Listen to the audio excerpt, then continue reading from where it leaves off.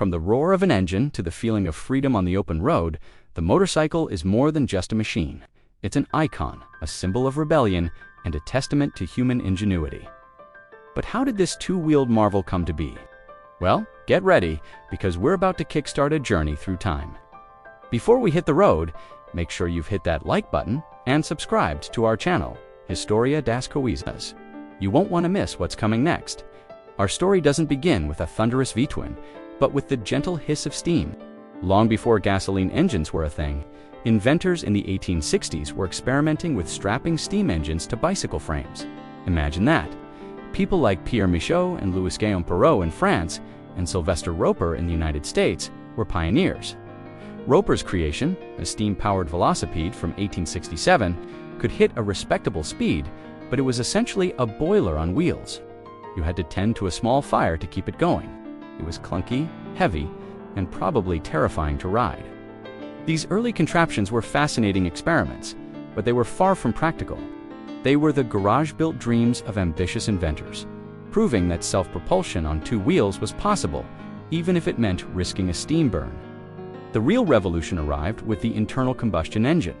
In 1885, two German innovators, Gottlieb Daimler and Wilhelm Maybach, decided to mount a small single-cylinder engine they'd developed onto a specially built wooden frame. This wasn't a modified bicycle, it was a purpose-built vehicle with two main wheels and two smaller outrigger wheels for stability. They called it the Reitwagen, which means riding car. This machine is widely considered the world's first true motorcycle. Its engine, nicknamed the grandfather clock for its shape, was a four-stroke powerhouse that ran on petroleum. With a top speed of about 11 kilometers per hour, it wasn't a speed demon, but it was a world changer. For the first time, personal motorized transport on two wheels was a reality, powered not by steam, but by controlled explosions inside a cylinder. The Reitwagen didn't just move a person, it moved an entire idea forward. With the concept proven, the race was on. The early 1900s became the Wild West of the motorcycle industry. Small workshops and daring entrepreneurs started building their own versions. In 1901, the Indian Motorcycle Manufacturing Company was founded in Springfield, Massachusetts. 2 years later, in a small shed in Milwaukee, Wisconsin, William S. Harley and the Davidson brothers Arthur Walter and William built their first motorcycle. These weren't just companies, they were the birthplaces of legends. Early Harley-Davidsons and Indians were simple, often unreliable, but they were tough. They captured the American spirit of adventure and rugged individualism. Riders were mechanics by necessity, constantly tinkering with belts, chains, and primitive carburetors. These early brands established a culture, creating a rivalry and a community that defined the motorcycle world for decades. When World War I erupted, the motorcycle's role transformed. It went from a recreational vehicle to an essential tool of war. Its speed and agility made it perfect for dispatch riders who braved treacherous frontline conditions to deliver vital messages and carry out reconnaissance. Companies like Harley-Davidson, Indian, and Britain's Triumph supplied tens of thousands of bikes to the Allied forces. These military-spec motorcycles were stripped down, painted olive drab, and built for durability. This wartime service not only proved the motorcycle's reliability under extreme pressure, but also introduced a whole generation of young men to the thrill of riding. When they returned home, they brought their newfound passion with them, helping to fuel the first major boom in motorcycling's popularity. After the smoke of World War II cleared, a new cultural wave washed over the world. In Britain, surplus military bikes became affordable transportation for a generation eager to break free from post-war austerity. Brands like Triumph, Norton, and BSA dominated the scene. The Triumph Bonneville, in particular, became an icon of speed and style. This British invasion brought with it the rise of the ton-up boys and rockers, who customized their bikes into cafe racers, stripped-down machines designed for speed and agility, racing from one cafe to the next. Simultaneously, in America, a different kind of biker culture was emerging. Fueled by returning GIs and a desire for camaraderie, motorcycle clubs formed.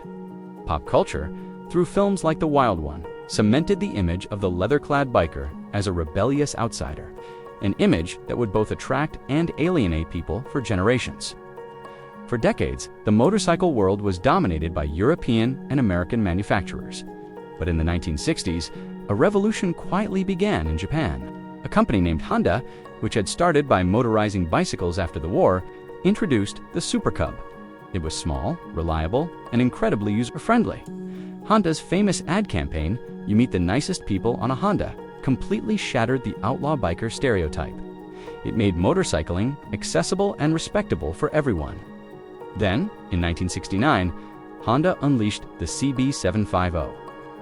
This wasn't just another bike, it was a technological masterpiece with a smooth, powerful four-cylinder engine, an electric starter, and a front disc brake features previously found only on exotic race bikes. It redefined what a motorcycle could be. It was fast, reliable, and didn't leak oil. The Japanese Revolution had begun. Kawasaki, Suzuki, and Yamaha quickly followed, and their focus on engineering, performance, and affordability changed the industry forever. So, how is a modern motorcycle actually born? It's a symphony of engineering and assembly. The process starts with the heart of the bike, the frame. High-strength steel or lightweight aluminum tubes are precision-cut by lasers, bent by robotic arms, and then expertly welded together, often by hand, into a rigid skeleton. This chassis is what holds everything together and defines the bike's handling. Meanwhile, in a separate, almost clinical environment, the engine is assembled. Hundreds of meticulously machined components, pistons, crankshafts, valves, and gears are put together by skilled technicians. The tolerances are incredibly tight, measured in microns. Once the engine is complete, it's tested and then sent to the main assembly line. Here, the marriage happens. The engine is carefully mounted into the frame. Then, it's a cascade of parts. The swing arm and suspension are bolted on. The wheels with their tires are attached, and the complex wiring harness the bike's nervous systems painstakingly routed through the frame. The fuel tank, fenders, and seat are fitted. Finally, fluids are added, the electronics are tested, and the engine is fired up for the first time.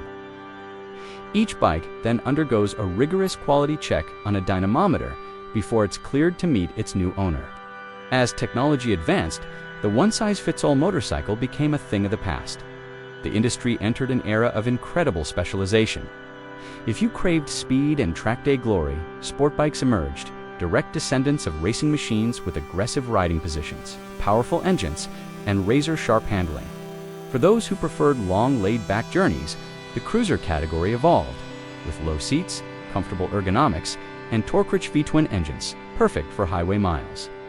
Adventure bikes were created for the explorers, capable of tackling both paved roads and rugged dirt trails. There were dirt bikes for off-road fun, tourers for cross-country comfort, and naked bikes for urban style. This specialization meant there was a perfect motorcycle for every type of rider and every type of dream, making the community more diverse and vibrant than ever. The 21st century brought the digital age to motorcycling. Computers, once confined to design labs, were now integrated into the bikes themselves. Electronic fuel injection replaced carburetors, providing precise fuel delivery for better performance and efficiency. Ride-by-wire throttles allowed for the introduction of different riding modes, like rain, road, and sport that could change the bike's character with the push of a button. But the biggest leap forward was in safety. Anti-lock braking systems, or ABS, became common, preventing wheels from locking up during hard braking. Traction control systems were developed to stop the rear wheel from spinning out under acceleration. Sophisticated inertial measurement units, or IMUs, could sense the bike's lean angle, pitch, and yaw, allowing for cornering ABS and wheelie control. These electronic aids didn't take away from the ride. They made it safer, allowing riders to explore the limits of their machines with a greater safety net than ever before. And now, we stand at the brink of the next great shift, the electric future. Just as the internal combustion engine replaced steam, electric motors are poised to revolutionize motorcycling once again. Electric motorcycles offer instantaneous torque, silent operation, and zero emissions. Companies like Zero Motorcycles and Harley-Davidson, with its live wire, are already producing high-performance electric bikes that challenge their gasoline-powered counterparts.